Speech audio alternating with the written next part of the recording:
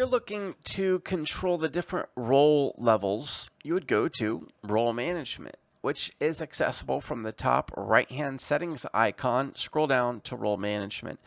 So what is a role? A role is a predefined set of access permissions that you can allocate to a particular user. So if you've already watched the user management video, you'll know that when you go to add a new user, it asks you to assign them a role. But you may have no idea what these different roles mean. Therefore, we're going to show you what they mean. So for the predefined roles that have already been put together, we have a description of what each of those roles means. All of the roles that are already predefined and established in the system, these 6, 7, 8, 9, sorry, 1, 2, 3, 4, 5, 6, 7, 8 roles on the left-hand side here cannot be edited. They cannot be modified. They are set roles. So if you are wanting to grant a user a particular role that does not fit within the predefined here, you have to add a new role and create your own custom role. But before we get into that, let's just review what are the predefined roles in the system.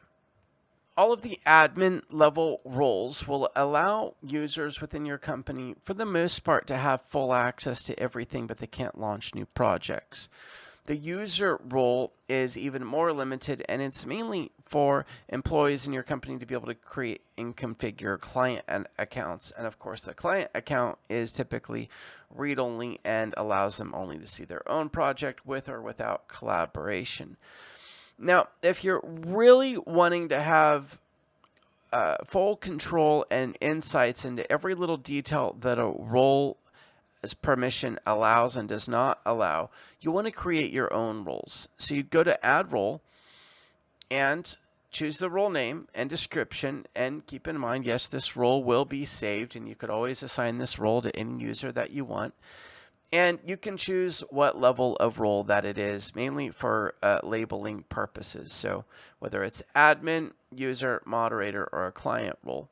But for example, let's just go to, maybe it's an admin role, and you want to, on the global dashboard, see if they have access to all of the global monitoring and analytics on things.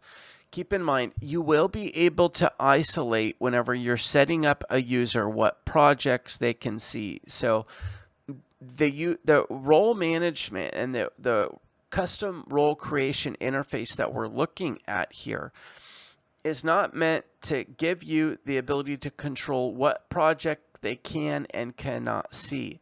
That will happen when you add a new user, and when you're adding a new user, we will ask you what projects do you want them to have access to, or do you want them to have access to all projects?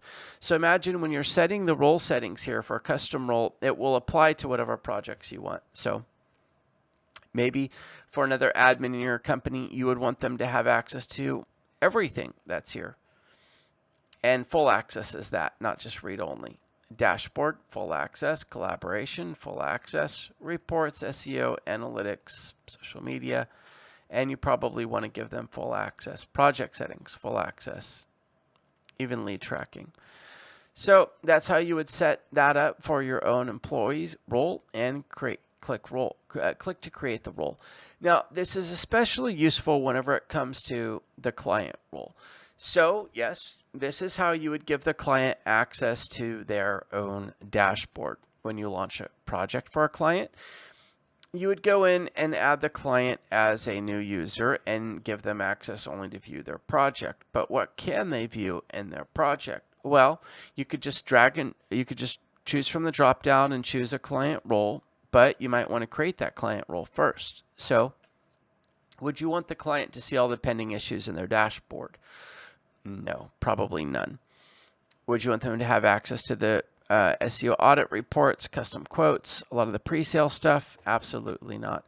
Reports, SMO, audits, marketing library, general questions, form builder? None at all. What about the general dashboard overview? Maybe. Why not? collaboration. Do you want the client collaborating with with us? Probably not, so it's default check to no. Do you want the client to be able to access their reports from inside the dashboard? Well, maybe. And if so, you just check yes. SEO, in their dashboard, do you want the client to be able to have access to the SEO KPI reporting, link acquisition, SEO crawler, and competition reporting? Maybe. Why not? Analytics inside the client dashboard. Do you want them to have access to the keyword ranking analytics, heat map reporting, Google Analytics, Facebook Analytics, site uptime monitoring, webmaster tools? Maybe, and these are even additional features you could charge for. And wow, all of the social media analytics. Now keep in mind, whenever you're even launching a local SEO campaign, as part of the dashboard, you do get access to what I call the Hootsuite equivalent. So if you wanted to give the client access to manage all their social media marketing from the dashboard, you would come in and give them full access, and it would be activated. Now again, you can do this on a role permission, so you don't have to do this every single time. PPC, if it's a PPC account, what do you want to activate in their dashboard? Digital reputation. Do you want the client to be able to upload their own contact list and solicit for reviews through text and email? Well, if you're running a local SEO campaign, for example, this is allowed for free. Project settings, lead tracking. Do you want them to be able to access live chat, analytics, and management features? Call tracking from their dashboard, even the form builder and analytics from their dashboard. So you can configure this into a client role to save time and not having to choose all of this every single time for whenever you add a client.